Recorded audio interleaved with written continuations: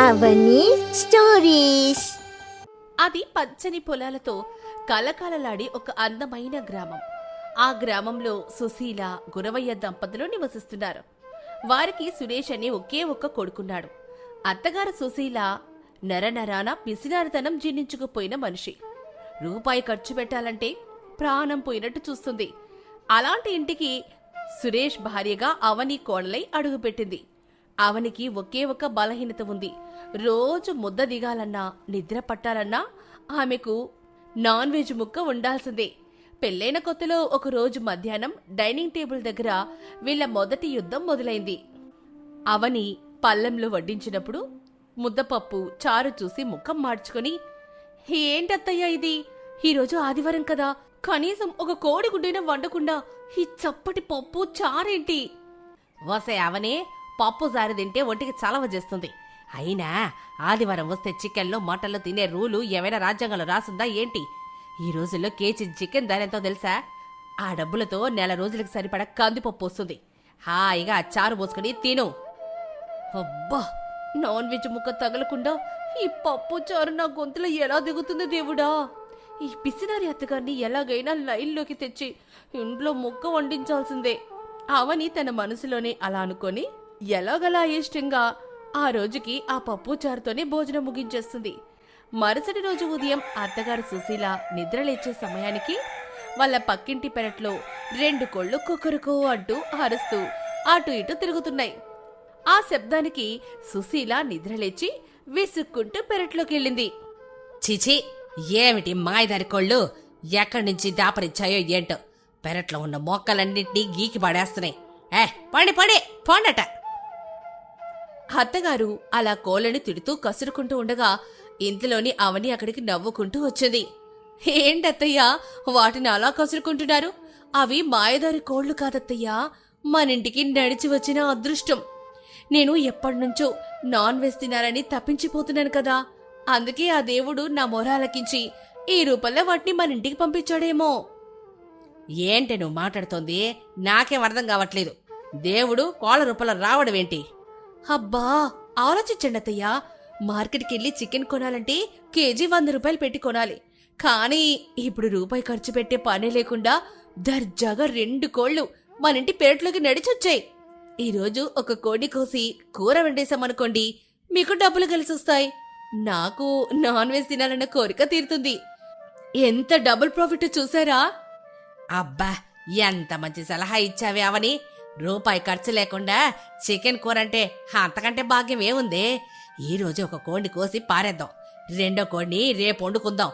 కానీ ఒకవేళ ఊర్లో ఎవరైనా వచ్చి మా కోళ్లు మీ ఇంటికి వచ్చాయని అడుగుతారేమో, అప్పుడెలాగే? ఎవరడుగుతారత్తయ్యా? ఒకవేళ ఎవరైనా వచ్చి అడిగినా మాకేం తెలుసు, మీ కోళ్లు మా ఇంటికి రాలేదు, పాడులేదు అని గట్టిగా బుకాయిద్దాం, అంతే. భలే చెప్పావే. అయితే త్వరగా కోడిని పట్టుకో, ఈరోజు పండగే. సుశీల గ్రీన్ సిగ్నల్ ఇవ్వడంతో అవని ఎంతో సంబరపడిపోయింది. వెంటనే ఒక కోడిని కోసి వంటిట్లో గుమగుమలాడే చికెన్ కూర వండడం మొదలెట్టింది. ఆ వాసన చుట్టుపక్కలంతా వ్యాపించింది.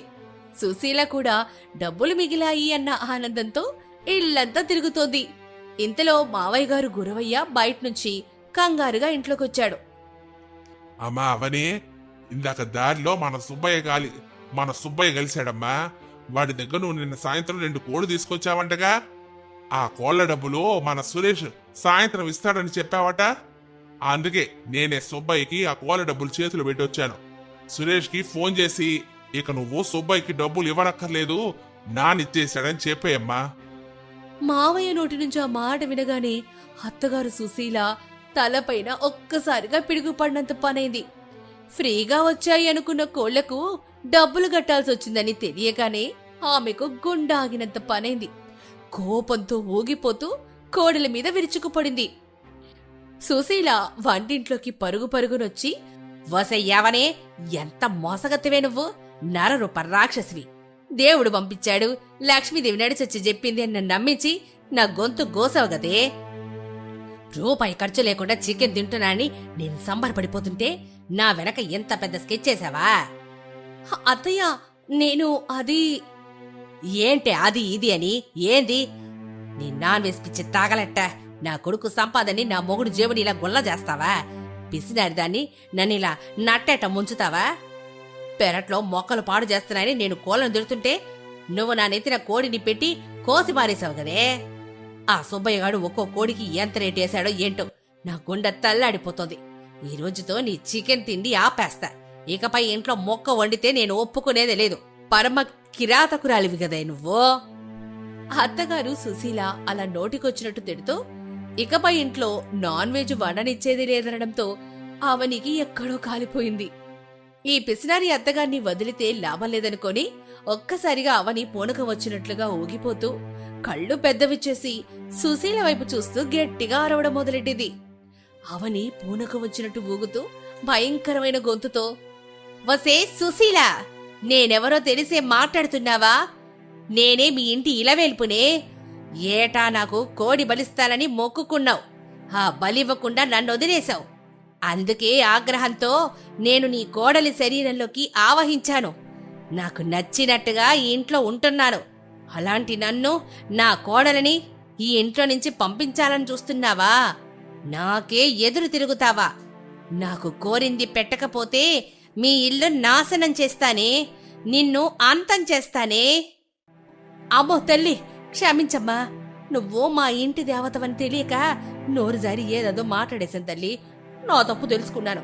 ఇకపై నీకు ఎప్పుడు ఏది కావాలంటే అది వండి పెట్టేస్తానమ్మా. అంతేగాని నా కుటుంబాన్ని మాత్రం కాపాడు తల్లి. నిజంగా నేను నీకు మొక్కుబడి చేసి పీసినారితనంతో మర్చిపోయాను తల్లి. నన్ను క్షమించమ్మా. పక్కనే నిలబడిన మావయ్య గారు గురవయ్య, ఏంటి ఇదంతా? నిజంగానే కోళ్ళకి పూనకం వచ్చిందా, లేక అత్తగారి పిసినారితనం వదిలించడానికి నాటకం ఆడుతుందా అన్నట్టుగా అనుమానంగా చూశాడు. అది గమనించిన అవని అత్తగారికి కనపడకుండా మావయ్య వైపు చూస్తూ కన్నుగీటి తను నాటకమాడుతున్నట్టుగా సైగ చేసింది. కోడలు చేసిన సైగ చూసి మావయ్య గారికి అసలు విషయం అర్థమైంది. లోపలే నవ్వేసుకుంటూ ఆయన కూడా భార్య సుశీలను మరింత భయపెట్టడానికి, అవునమ్మా తల్లి, నువ్వు ఏది కావాలంటే అది ఇస్తావమ్మా. ఈవెనో మా కుటుంబాన్ని క్షమించమ్మా తల్లి. అలా అన్న కాసేపటికే అవని ఒక్కసారిగా కళ్ళు తిరిగి కింద పడిపోయింది. కింద పడిపోయిన కోడల్ని చూసి సుశీల, గురవయ్య కంగారుగా లేపి తీసుకెళ్లి మంచం మీద పడుకోబెట్టారు.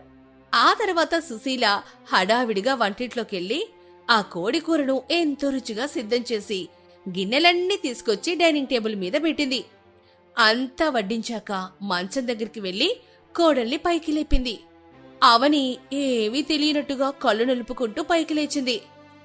అత్తయ్య, ఏమైంది? నాకు ఒళ్ళంతా ఎందుకు నొప్పులుగా ఉన్నాయి? నేను ఇక్కడ ఎలా పడుకున్నాను అత్తయ్య?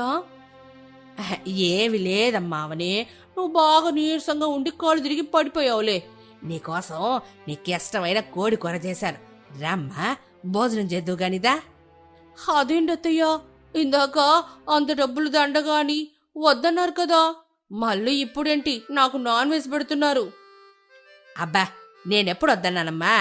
నీకు ఎప్పుడు కావాలంటే, ఎప్పుడు తినాలనిపిస్తే అప్పుడు అది అడిగి వడ్డించుకుందినమ్మా. నాకేం ఇబ్బంది లేదు. సరేనా తల్లి?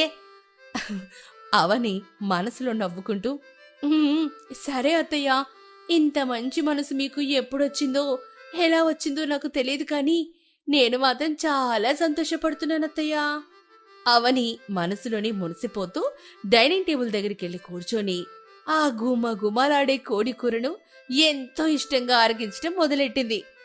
దేవుడి ఆగ్రహానికి గురవుతానేమోనన్న భయంతో అత్తగారు సుశీల కూడా ముక్కలు తింటోంది. మావయ్య గురవే కూడా నవ్వుకుంటూ తింటున్నాడు. ఇంతలో సురేష్ బయట నుంచి పని ముగించుకొని అక్కడికొచ్చాడు. డైనింగ్ టేబుల్ దగ్గర చికెన్ కూరను అందరూ కలిసి తినడాన్ని చూసి ఆశ్చర్యపోయాడు. తను కూడా వచ్చి భోజనాన్ని కూర్చున్నాడు. అబ్బా, కూర చాలా బాగుందే. అయినా ఏంటి ఈరోజు ఇంట్లో ఇంత ప్రత్యేకత? ఆదివారం కాకుండా సోమవారం రోజు చికెన్ వండాను, పైగా మా అమ్మ కూడా తింటోందే. ఏమి లేదురా సురేష్, ఊరికే రోజు నాకే నాన్ వెజ్ తినాలనిపించింది, అందుకే చేశాను. అవునా అమ్మా? నువ్వు చెప్తుంటే నిజమే అనిపిస్తోంది, కానీ అది నిజం కాదని నాకు బాగా తెలుసు. ఇంట్లో ఏదో పెద్ద గొడవే జరిగిందే, అదేంటో కరెక్ట్గా చెప్పు. నీ బొంద నీకేం తెలీదులే. నువ్వు నోరు మోసుకొని తిను. నా కోడలంటే నాకు ప్రాణం. నా కోడల మీదున్న ప్రేమతో నేనే దగ్గరుండి వడ్డించాను. చాలే ఇక తిను. సుశీల అలా కసిరేసరికి సురేష్ నవ్వుకుంటూ సరే అని భోజనం ముగించి తన పని మీద తను బయటికెళ్ళిపోయాడు. మిగిలిన వాళ్లు కూడా తృప్తిగా భోజనం చేసి హాయిగా విశ్రాంతి తీసుకున్నారు. అలా అవని ఆడిన పూనక నాటకంతో అత్తగారి పిసినార్తనానికి గట్టి బ్రేకే పడింది. ఇక అప్పటి నుంచి ప్రతిరోజు కోడలు అవని సమయం చూసుకొని పూనకం వచ్చినట్లు నాటకమాడ్డం, నాకది కావాలి ఇది కావాలని అడగడం మొదలుపెట్టింది. అత్తగారి సుశీల కూడా అమ్మవారి ఆగ్రహానికి గురవుతానేమోనన్న భయంతో మాత్రం వెనకాడకుండా కోడలు అడిగినవన్నీ తెచ్చి వండి పెడుతూ వచ్చింది. అయితే కొన్ని రోజులు గడిచేసరికి ఆ రుచి మరిగి అత్తగారు సుశీల కూడా నాన్ వెజ్ తినడానికి బాగా అలవాటు పడిపోయింది. దాన్ని గమనించిన అవని మనసులోని నవ్వుకుంటూ ఒక ప్లాన్ వేసుకుంది. అబ్బా, చూస్తుంటే మా అత్తగారు కూడా నాన్ వెజ్ రుచికి బాగా బానిసైనట్టున్నారు. ఇకపై నేనే స్వయంగా రకరకాల నాన్ వెజ్ వంటలు చేసి పెట్టాననుకో, ఆ రుచికి అత్తగారు ఇంకా మైమరిచిపోతారు. నాన్ వెజ్ వండొద్దని చెప్పిన నోటితోనే రోజు వండమని ఆమె అడుగుతుంది. అనుకున్నదే తడువుగా మరుసటి రోజు ఉదయాన్నే అవని అత్తగారి దగ్గరికి వెళ్లి ఎంతో వినయంగా మాట్లాడింది. అత్తయ్య, రోజు పొద్దునే లేచి మీరు వంట చేసి అలసిపోతున్నారు. ఇకపై నేనే వంట చేస్తాను. మీరు హాయిగా విశ్రాంతి తీసుకోండి అత్తయ్యా. సరేనమ్మా అవని, అలాగే జై. ఇక ఆ రోజు నుంచి అవని వంటిట్లోకి దూరి చికెన్ బిర్యానీ, మటన్ కర్రీ, నాటుకోడి పులుసు, చేపల వేపుడు ఇలా రకరకాల నాన్ వెజ్ వంటలను అద్దిరిపోయే రుచితో వండడం మొదలెట్టింది. ఖర్చుకు వెనకాడి ఆ పిసినారి సుశీల తన పిసినారితనాన్ని పూర్తిగా పక్కనెట్టేసి రోజు ముక్కలేనిది ముద్ద దిగనట్లుగా నాన్ వెజ్ కి బాగా తినడం మొదలుపెట్టింది. ఇదంతా గమనిస్తున్న భర్త గురవయ్య ఒకరోజు సుశీలను పక్కకు పిలిచాడు. ఏంటి సుశీల ఇది? అసలు నీ ప్రవర్తన నాకేమాత్రం అర్థం కావట్లేదు. రూపాయి ఖర్చు పెట్టాలంటే ప్రాణం పోయేదనివి, ఇప్పుడు చూస్తే రోజు ఇంట్లో నాన్ వెజ్ వంటలు చేయిస్తున్నావు. పైగా నువ్వు కూడా కుమ్మేస్తున్నావు. దీనివల్ల నెలకి ఎంత ఖర్చు అవుతుందో నీకు తెలుసా అసలు? అయ్యయ్యో, మెల్లగా మాట్లాడండి. ఇదంతా నా కోసం అనుకుంటున్నారా ఏంటి? మన ఇంటి ఇలా వెలుపు కోసం. అమ్మవారు కోడలుంట్లోకి చడుగుతుంటే పెట్టకుండా ఎలా ఉంటాం చెప్పండి? మన కుటుంబం చల్లగా ఉండాలంటే పెట్టక తప్పదు. ఆ విషయాన్ని గమనించిన కోడలు అవని మావయ్య దగ్గరికి మెల్లగా వచ్చింది. మావయ్య, నాకు అర్థమవుతోంది. నా నాటకం వల్ల రోజువారీ ఖర్చు బాగా ఎక్కువైపోతుంది కదా. వారానికి ఒక రోజు నాన్ వెజ్ ఉంటే మన బడ్జెట్కి సరిపోతుంది. నేను మీ కష్టాన్ని అర్థం చేసుకోగలను మావయ్య. అందుకే ఈ రోజుతో పూనకం నాటకానికి ఒక శుభం కార్డేసి ముగింపిచ్చేస్తా. సరేనమ్మావని, చాలా మంచి పని చేస్తున్నావు.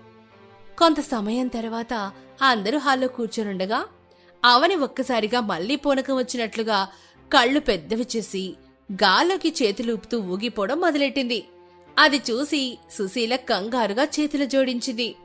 ఒసే సుశీల, మీ కుటుంబం భక్తితో నాకు చేసిన సేవలకు, మీరు సమర్పించిన నైవేద్యాలకు నా మనసు బాగా సంతృప్తి చెందింది. మీరనుకున్న కోరికలన్నీ నేను తీరుస్తాను. కానీ ఇకపై నేను కేవలం వారంలో ఒక్కరోజు, అంటే ఆదివారం మాత్రమే మీ దగ్గరకొస్తాను. మీ కోరికలు తీరుస్తాను. మిగతా విడి సమయాల్లో నా కోసం అనవసరంగా డబ్బులు ఖర్చు పెట్టి రోజు నాన్ వెజ్ వండకండి. మీరంతా సంతోషంగా పొదుపుగా ఉండేలా నేనే చూసుకుంటాను. ఇక నేనెళ్ళొస్తాను. సరే అమ్మ తల్లి, అలాగేనమ్మా. నువ్వు చెప్పినట్టే వింటాను తల్లి. సరేనమ్మా. అమ్మవారు అలా చెప్పి వెళ్ళిపోవడంతో అవని ఒక్కసారిగా కుదుటపడి ఏవీ తెలియనట్టు నిలబడింది. ఇక ఆ రోజు నుంచి ఇంట్లో అనవసరమైన ఖర్చులన్నీ పూర్తిగా తగ్గిపోయాయి. కేవలం ఆదివారం మాత్రమే నాన్ వెజ్ వండడం వల్ల అటు బడ్జెట్ సేవ్ అయిందని కోడలు అవని మనసులో ఎంతో సంతోషంగా ఉంది. మరో పక్క వారానికి ఒక్కసారైనా ముక్క తింటున్నావని సుశీల, ఖర్చు తగ్గిందని గురవయ్య, ఇంట్లో గొడవలు లేకుండా ప్రశాంతంగా ఉందని సురేష్, ఇలా ఇంట్లో వాళ్ళందరూ ఎంతో సంతోషంగా ఉన్నారు. అలా అవని ఆడిన ఓ చిన్న ఉపాయంతో పిసినారి అత్తగారిల్లు నాన్ వెజ్ వాసనలతో ఆనందాలతో హాయిగా సాగిపోతోంది. రంగంపేటలో సంత జరుగుతోంది. జనాలందరూ చాలా హడావిడిగా ఉన్నారు. ఆ సందడిలోని అవని ఒకచోట కూరగాయలు తీసుకుంటూ ఉండగా అప్పుడే అక్కడికి లక్ష్మి అనే ఆమె వచ్చింది. ఆమెను చూసి లక్ష్మి పలకరించింది. అవని, బావున్నావమ్మా? ఎక్కడుంటున్నారు? ఇప్పుడు అసలు కనపడ్డమే లేదు. సొంత ఇల్లు వదిలిపెట్టి ఎందుకు వెళ్ళిపోయారు? కనీసం ఒక్క మాట కూడా నాకు చెప్పలేదు. అలా అయిపోయిందిలే పిన్ని గారు. మీరెలా ఉన్నారు? బావున్నారా? బాబాయ్ గారు ఎలా ఉన్నారు? అందరూ బానే ఉన్నారమ్మా. ఆ ఇంటిని అలా ఎందుకు వదిలేశారు? కనీసం అద్దెకైనా ఇవ్వచ్చు కదా. ఇవ్వాలి పిన్ని, చూస్తున్నాం. ఆ విషయం గురించి ఆలోచించాలి. అన్నట్టు మీరెక్కడున్నారో చెప్పలేదు. ఆ ఇంటిని వదిలిపెట్టారు, ఎక్కడ ఉంటున్నారో కూడా ఇంకా చెప్పలేదు నువ్వు. ఆ ఇంటిని వదిలిపెట్టడానికి చాలా సమస్యలున్నాయి పిన్ని. మేముంటున్నదైతే ఇప్పుడు వేరే చెట్టు ఉంటున్నాంలేండి. వీలైతే తప్పకుండా అక్కడికి తీసుకెళ్తాను. ఎప్పుడో తీసుకెళ్ళడం ఎందుకమ్మా? నేనిప్పుడే వస్తా నీతో పాటు. నన్ను తీసుకెళ్ళు, నీకు ఎలాంటి అభ్యంతరం లేకపోతేనే. సరే పిన్ని, ఇప్పుడే తీసుకెళ్తాను. కూరగాయలు తీసుకుని లక్ష్మిని వెంటబెట్టుకుని తన ఇంటి వైపుకి బయలుదేరింది అవని. తను కొంచెం దూరం వెళ్లి అడవి మార్గంలోకి వెళ్తూ ఉండగా లక్ష్మికి అనుమానం వచ్చింది. ఏంటవని? ఏంటి అడవి మార్గంలోకి తీసుకెళ్తున్నావు? ఇప్పుడు మా ఇల్లు ఇక్కడే ఉందిలేండి పిన్ని, రండి, భయపడకండి, కంగారేం పడకండి. అలా ఆమెను కొండ ప్రాంతం వైపుకు తీసుకెళ్లింది. అక్కడి కొండ కింద ఉన్న ఓ ఇంట్లో అవని భర్త సురేష్, అత్త శాంతమ్మ, మావ రంగయ్య ఉన్నారు. వాళ్ళని చూసి లక్ష్మి ఆశ్చర్యపోయింది. ఏంటి మీరు ఇక్కడ నివాసం పెట్టుకుంటున్నారు? ఎందుకంత కర్మం మీకమ్మా? ఈ కొండ ప్రాంతాన్ని ఇల్లులాగా మార్చుకొని ఇక్కడ బ్రతకాల్సిన అవసరం ఏముంది చెప్పండి? బంగారం లాంటి ఇల్లు పెట్టుకొని. ఎందుకమ్మా బంగారం లాంటి ఇల్లు? అది ఉన్నా మమ్మల్ని ప్రేమగా పలకరించే వాళ్ళు ఎవ్వరూ లేరు. మేము ఎప్పుడు ఒంటరి వాళ్ళమే కదా, అందుకే ఒంటరిగా బ్రతకాలని ఇక్కడికి వచ్చాం. అసలు ఏమైంది వదిన గారు? దాని గురించి ఏం అడుగుతావులే వదిన గారు, వదిలేయండి. రాక మా ఇంటికి వచ్చారు, భోజనం చేసి వెళ్లాల్సిందే. నేను భోజనం చేస్తాను గాని ముందు విషయం చెప్పండి. అబ్బా చెప్తాంలే పిన్ని, నువ్వు ముందు భోజనం చెయ్యి. భోజనం చేసిన తర్వాత మనం తీరిగ్గా మాట్లాడుకుందాం. అవని అలా అనడంతో లక్ష్మి సరే అని ఒప్పుకుంది. ఇక కోడలు, అత్తయ్య ఇద్దరు కలిసి త్వరగా భోజనం తయారు చేశారు. అందరూ కలిసి భోజనం చేస్తూ మాట్లాడుకోవడం మొదలెట్టారు. భోజనం చాలా బాగుందమ్మా. ఇంతకీ విషయం చెప్తేనే కదా నేను కూడా సంతోషపడతాను. ఏం లేదు పిన్ని, మీరు మీ అబ్బాయి దగ్గరికి వెళ్ళిన తర్వాత మన ఇంటి దగ్గర చాలా జరిగాయి. ఏంటమ్మావి? ఇంట్లో నా భర్తకి, మావయ్యకి ఒకేసారి విపరీతమైన జ్వరం వచ్చింది. అది కూడా అర్ధరాత్రి సమయంలో. నేను పక్కింటికెళ్ళి తలుపులు కొట్టి వాళ్ళని సాయం అడిగాను, కానీ వాళ్ళు సాయం చేయలేదు. ఇక నేను, అత్తయ్య ఇద్దరం కలిసి మావయ్య గారిని, సురేష్ని హాస్పిటల్లో చేర్పించాం. అక్కడ డాక్టర్ గారు పరీక్షించి ఇద్దరికి ఫుడ్ పాయిజన్ అయిందని చెప్పారు. ఏం తిన్నారు ఇద్దరు? లేదండి, ఎప్పుడు ఇంట్లోనే తినేవాళ్ళు. ఈరోజు ఎవరో భోజనానికి పిలిచారని అక్కడికి వెళ్లారు. అక్కడ భోజనం చేసి వచ్చిన తర్వాత ఇలా అయింది. సరే, మీరేం కంగారు పడకండమ్మా, నేను చూసుకుంటాను అని చెప్పి డాక్టర్ ట్రీట్మెంట్ మొదలు పెట్టారు. కొంత సమయం తర్వాత బయటకు వచ్చి అసలు విషయం చెప్పారు. చూడండి, వాళ్ళకి ఎవరో కావాలని ఫుడ్ పాయిజన్ కల్పించారు. ఇప్పుడు వాళ్ళిద్దరు క్షేమంగానే ఉన్నారు, భయపడాల్సిన అవసరం లేదమ్మా. ఆ మాట వినగానే నేను, అత్తయ్య ఆశ్చర్యపోయాం. ఏంటి, ఎవరో ఫుడ్ పాయిజన్ ఇచ్చారా? వామ్మో, మనల్ని చంపాలనుకున్న వాళ్ళు ఎవరవని? మనకు శత్రువులు ఎవరున్నారమ్మా?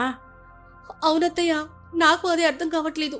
మనల్ని, మన భర్తల్ని చంపాల్సిన అవసరం వాళ్ళకేముంది అని కంగారుగా మేమిద్దరం వాళ్ళ దగ్గరికి వెళ్ళాం. అప్పుడు వాళ్ళు మాట్లాడలేని పరిస్థితిలో ఉన్నారు. 2 రోజులుగా అలాగే గడిచిపోయింది. 3వ రోజు వాళ్ళు కోలుకున్నాకే వాళ్ళ దగ్గరికి వెళ్ళి అడిగాము, అసలు విషయం చెప్పండి. ఎందుకు మీరు బయట తిన్నారు? ఎవరు మిమ్మల్ని భోజనానికి పిలిచారు? చెప్పండి. మమ్మల్ని రంగయ్య మావయ్య, సీతమ్మత్త భోజనానికి పిలిచారవని మేమక్కడికి వెళ్ళాం, భోజనం చేశాం. ఆ తర్వాత ఇలా జరిగింది. అది ఫుడ్ పాయిజన్ అవ్వలేదు సురేష్, కావాలని మీకు విషం పెట్టారు. వాళ్ళు అలా ఎందుకు చేశారు? ఈ రోజు వెళ్ళి అడుగుతాను. అవని మాటలకు సురేష్ కూడా ఆశ్చర్యపోయాడు. మనల్ని చంపాల్సిన అవసరం వాళ్ళకేముందవని?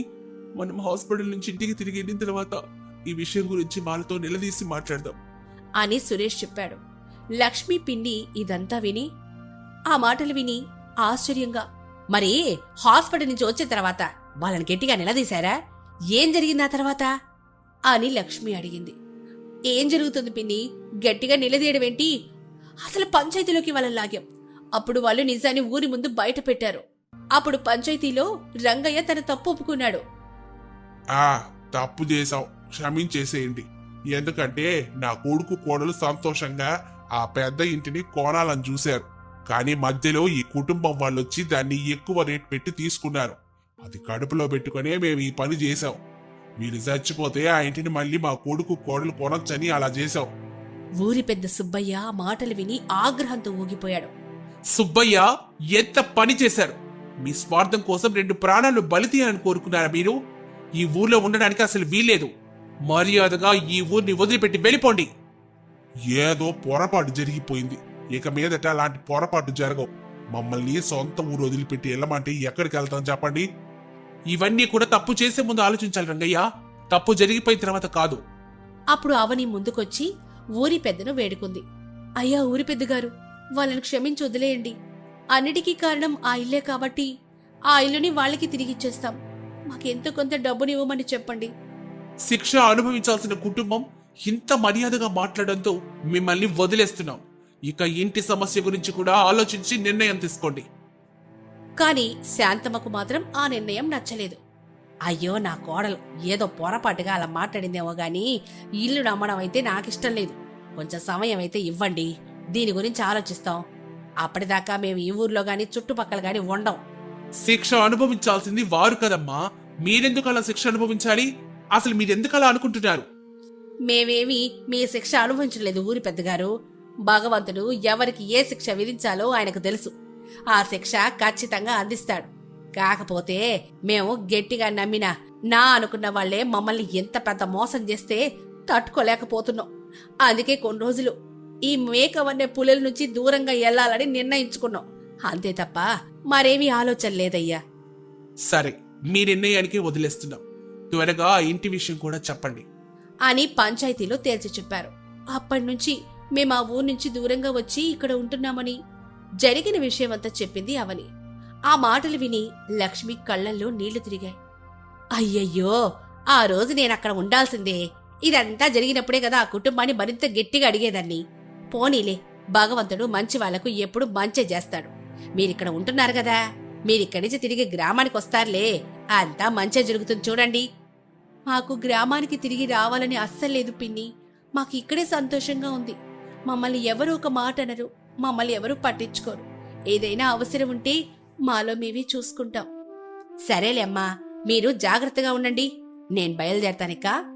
నేను కూడా అక్కడి దాకా వచ్చి మిమ్మల్ని వదిలిపెడతాను పిన్ని. లక్ష్మి తన ఇంటికి వెళ్ళిన తర్వాత జరిగిన విషయాన్ని తన భర్తతో చెప్పింది. అయ్యయ్యో, వాళ్ళకి ఎంత కష్టం వచ్చింది పాపం. ఏంటో భగవంతుడు అన్ని కష్టాలు ఆ కుటుంబానికే ఇస్తున్నాడు. చాలా మంచి కుటుంబం వాళ్ళది అని ఇద్దరు బాధగా మాట్లాడుకున్నారు. ఆ మరుసటి రోజు ఉదయం లక్ష్మి బయటకొచ్చి అవని కుటుంబం గురించి, అక్కడ కొండ కింద వాళ్ళు పడుతున్న ఇబ్బందుల గురించి చుట్టుపక్కల వాళ్ళందరితో చెబుతోంది. కాని అక్కడున్న వాళ్ళందరూ ఆమె చెబుతున్న బాధల గురించి వినకుండా ఆ కొండ ప్రాంతం ఇల్లు అద్భుతంగా ఉంది అన్న మాటనే పట్టుకున్నారు. మమ్మల్ని కూడా అక్కడికి తీసుకెళ్ళండి పినిగారు. ఆ కొండ కింద ఇల్లు ఎలా ఉందో చూడాలనుంది. అవునవును అత్తయ్య గారు, మా అమ్మల్ని కూడా అక్కడికి తీసుకెళ్ళండి. వాళ్ళ మాటలు విని లక్ష్మి మనసులో చాలా బాధపడింది. నేనేదో వాళ్ళు పడుతున్న బాధల గురించి చెప్తే వీళ్ళేంటి నన్ను ఇక్కడికి తీసుకెళ్లి అక్కడికి తీసుకెళ్ళమని అడుగుతున్నారు. ఆ ఇల్లు చూడాలని వీళ్ళకి ఎంత కుతూహలంగా ఉందా. ఛీ, మనుషులు ఎంత స్వార్థంగా ఆలోచిస్తారా అని అనుకుంటూ లక్ష్మి గట్టిగా వాళ్లతో ఇలా అనింది. అక్కడ కూడా వాళ్ళని ప్రశాంతంగా బ్రతకనివ్వకూడదని మీరు గట్టిగా నిర్ణయించుకున్నారా? దయచేసి ఇక్కడి నుంచి వెళ్ళిపోండి. నేను వాళ్ళ కష్టాల గురించి చెప్తుంటే మీరు మాత్రం ఆ ఇంటిని చూడాలని ఆశపడుతున్నారు. అలా వాళ్ళని తిట్టి అక్కడి నుంచి పంపించేసింది. ఆ మాటలన్నీ చాటుగా అటుగా వెళ్తున్న రంగయ్య, సీతమ్మ విన్నారు. వాళ్ళ మాటలు విని రంగయ్య చాలా బాధగా ఇంటికెళ్లి తన భార్యతో ఇలా అన్నాడు. సీతమ్మ, మనం చేసిన తప్పు వల్ల ఒక మంచి కుటుంబం చాలా బాధపడుతుంది. మనం నిజంగానే చాలా ఘోరమైన పని చేయడానికి సిద్ధపడ్డాం. 2 నిండు ప్రాణాలను తీయాలని చూసినా వాళ్ళు మనల్ని శిక్షకు అర్హులు కాకుండా కాపాడారు. అంత మంచి కుటుంబాన్ని మన ఊరు నుంచి బయటకు పంపాం. వాళ్ళిప్పుడు ఆ కొండ ప్రాంతంలో కష్టాలు పడుతున్నారు. నిజమేనండి, నిజానికి శిక్షకు అర్హులం మనం కదా. ఒకసారి ఆ కుటుంబం దగ్గరికి వెళ్ళి మాట్లాడదామండి అని అనుకుంటూ వాళ్ళు లక్ష్మి దగ్గరికి వెళ్లి వివరాలు అడగాలని నిర్ణయించుకున్నారు. మరుసటి రోజు రంగయ్య, సీతమ్మ ఇద్దరూ లక్ష్మి దగ్గరికి వెళ్లారు. లక్ష్మి, ఆ అవని వాళ్ళు ఎక్కడుంటున్నారో ఆ చిరునామా చెప్తావమ్మా? ఆ మాట వినగానే లక్ష్మికి కోపం వచ్చింది. ఎందుకు అక్కడికి కూడా వెళ్ళి విషం పెట్టి వాళ్ళని చంపుతారా ఏంటి? అలా కాదు లక్ష్మీ వదిన, మేం చేసిన తప్పు మాకు తెలిసొచ్చింది. అందుకే వాళ్ళను క్షమాపణ కోరుకుని మళ్ళీ మన గ్రామానికి తీసుకురావాలని మా ప్రయత్నం. అంతేగాని మమ్మల్ని తప్పుగా అర్థం చేసుకోవద్దు. మీరు చెప్తున్నది నిజమేనా? నిజంగా నిజం లక్ష్మి. సరే, నేను మీ మాటలు నమ్మి వాళ్ళ దగ్గరికి మిమ్మల్ని తీసుకెళ్తున్నాను అని లక్ష్మి వాళ్ళను వెంటబెట్టుకొని అవని ఇంటికి బయలుదేరింది. రంగయ్య కుటుంబాన్ని చూడగానే అవని ముఖం కోపంతో ఎర్రబడిపోయింది. ఎందుకొచ్చారు మీరిక్కడికి? పిన్ని, నువ్వు వీళ్ళని ఎందుకు తీసుకొచ్చావు ఇక్కడికి? మళ్ళీ మమ్మల్ని చంపడానికి వచ్చినట్లున్నారు. మమ్మల్ని ఇక్కడ కూడా ప్రశాంతంగా వదిలిపెట్టరా? అవును, ఎవ్వరం చూస్తుంటే అలాగే ఉంది అవనే. మీకు అసలు సిగ్గులేదు? మా ప్రాణాలు తీయాలని చూసి కూడా మళ్ళీ మా కళ్ళ ముందుకే వస్తారా? అంటూ శాంతమ్మ వాళ్ళని తిట్టడం మొదలుపెట్టింది. అప్పుడు రంగయ్య తన భార్యను వారించాడు. దయచేసి మీరు వాళ్ళని ఏం అనకండి. వాళ్ళు అసలు ఎందుకు వచ్చారో ఆ విషయం కనుక్కుందాం. అప్పుడు రంగయ్య చేతులు జోడించి, మమ్మల్ని క్షమించమని కోరడానికి వచ్చాం. మా వల్ల మీరు చాలా ఇబ్బంది పడ్డారు. మేం చేసింది ఘోరమైన పాపం. మా వల్ల మీరు కొండ ప్రాంతంలో ఇలా ఉండడం మాకిష్టం లేదు. మీ కాళ్ళు పట్టుకుంటాను. దయచేసి మీరు గ్రామానికి తిరిగి వచ్చేయండి. భలేగా ఉంది. మీలాంటి వాళ్లే కర్రతో కొట్టి దెబ్బ తగిలిందా అని అడిగారంట. అలా ఉంది మీ వరుస చూస్తుంటే. మా బతికేదో మేం బతుకుతున్నాం కదా, మీరెందుకు ఇక్కడికొచ్చారు? దయచేసి మీరిక్కడి నుంచి వెళ్ళిపోండి. మా వల్ల మీరిక్కడ ఉంటున్నారు, అందుకే మేము ఈ నిర్ణయం తీసుకున్నాం. మీరు గనక తిరిగి గ్రామానికి రాకపోతే మేం ఊరొదిలి వెళ్ళిపోతాం. వదిలిపెట్టి వెళ్ళిపోండి, మాకేం సంబంధం? మీరు ఎక్కడుంటే మాకెందుకు, ఎలా ఉంటే మాకెందుకు? మర్యాదగా ఇక్కడి నుంచి వెళ్ళండి అని శాంతమ్మ గట్టిగా అరిచింది. రంగయ్య సీతమ్మలకు ఏం చేయాలో అర్థం కాక చాలా బాధగా అక్కడి నుంచి వెళ్ళిపోయారు. వాళ్ళేదో మాట్లాడదామని ప్రాధాయపెడితే నేనే ఇక్కడికి తీసుకొచ్చాను. నా వల్ల మీకు ఇబ్బంది కలిగితే క్షమించండి. పర్వాలేదు పిన్ని, వాళ్ళ తప్పు ఇప్పటికైనా తెలుసుకున్నారు, అది చాలు. మీరు కూడా ఇక బయలుదేరండి అని అనడంతో లక్ష్మి కూడా అక్కడి నుంచి వెళ్ళిపోయింది. ఆ మరుసటి రోజు ఉదయం రంగయ్య కుటుంబం కూడా వాళ్ళ బట్టలు, వంట సామాన్లన్నీ సర్దుకొని అవని వాళ్లు ఉంటున్న కొండ ప్రాంతంలోని పక్కనే ఒక చిన్న నివాసం ఏర్పాటు చేసుకున్నారు. వాళ్ళని చూసి అవని మనసులో చాలా కోపంగా ఉంది. వీళ్ళిక్కడ కూడా మనల్ని వదిలిపెట్టడం లేదత్తయ్యా. వీళ్ళ వల్ల ఎక్కడికెళ్ళినా మనకు ప్రశాంతతే ఉండదా? రంగయ్య, సీతమ్మ అక్కడే పక్కన ఉండడం ఇష్టం లేని శాంతమ్మ ఒకరోజు వాళ్ళని గట్టిగా నిలదీసింది. అసలు ఎందుకొచ్చారు మీరిక్కడికి? మమ్మల్ని ఎందుకు ఇలా ఇబ్బంది పెడుతున్నారు? ఏవీ లేదు వదిన గారు. దయచేసి మీరిక్కడ నుంచి గ్రామానికి వెళ్తే మేము చాలా సంతోషపడతాం. మేం చేసిన తప్పుకి మీరు శిక్ష అనుభవించడం మాకు నిజంగా ఇష్టం లేదు. దయచేసి మీరిక్కడ నుంచి గ్రామానికి వెళ్ళండి, లేదంటే మేము ఇక్కడే ఉంటాం. వాళ్ళలా మొండి పట్టడంతో అవని కూడా ఒక నిర్ణయానికి వచ్చింది. సరే, మనం ఇక్కడి నుంచి వెళ్ళిపోదాం. వీళ్ళ పక్కన ఉండకూడదనే కదా మనం ఇక్కడికి వచ్చింది. ఇప్పుడు వీళ్ళిక్కడికే వచ్చారు కాబట్టి మనం మన గ్రామానికి తిరిగి వెళ్ళిపోవడం మంచిది. అలా వాళ్ళు తిరిగి గ్రామానికి వెళ్ళిపోయి అక్కడ తమ పాత ఇంట్లోనే సంతోషంగా జీవితాన్ని మళ్లీ మొదలుపెట్టారు. రంగయ్య, సీతమ్మ మాత్రం ఆ కొండ ప్రాంతంలోనే నివాసం ఉండిపోయారు. కొన్ని రోజులు గడిచిన తర్వాత వాళ్ళు కూడా ఆ కొండ ప్రాంతాన్ని వదిలి ఎక్కడికో దూరంగా వెళ్లిపోయారనే విషయం అవనికి తెలిసింది. అది విని ఆమె చాలా బాధపడింది. తప్పు చేసి ఆ తప్పు తెలుసుకుని పశ్చాత్తాపడ్డ వాళ్ళని మనం క్షమించలేకపోయామే. లేదవని, నువ్వు వాళ్ళని క్షమించావు కాబట్టే ఆ రోజు పంచాయతీలో వాళ్ళకి శిక్ష పడకుండా కాపాడు. వాళ్ళు చేసిన తప్పు వాళ్ళకి అర్థమైంది కాబట్టే మనకి ఇబ్బంది కలగకూడదని వాళ్ళు ఎక్కడికో దూరంగా వెళ్ళిపోయారు. ఇక వాళ్ళ సంగతి వదిలేయి. అప్పటినుంచి అవని కుటుంబం గ్రామంలో సంతోషంగా ఉండిపోయారు. దూరంగా వెళ్లిపోయిన రంగయ్య, సీతమ్మ కూడా తమ తప్పు దిద్దుకున్నామనే తృప్తితో ఒకచోట సంతోషంగానే ఉంటారు.